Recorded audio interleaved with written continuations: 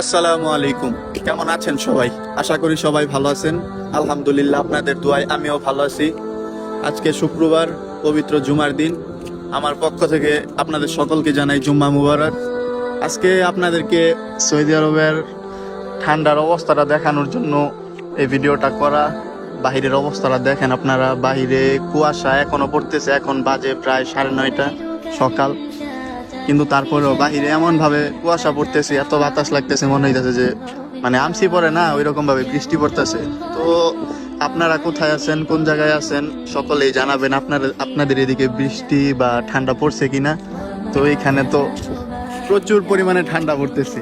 Saudi আরবে এমন ঠান্ডা পড়তে আমি আগে কখনো দেখি নাই। তো আপনারা যদি দেখে থাকেন তাহলে অবশ্যই কমেন্টে জানাবেন। আসসালামু আলাইকুম, জুম্মা মুবারক। দেখা হচ্ছে পরের ভিডিওতে। ধন্যবাদ।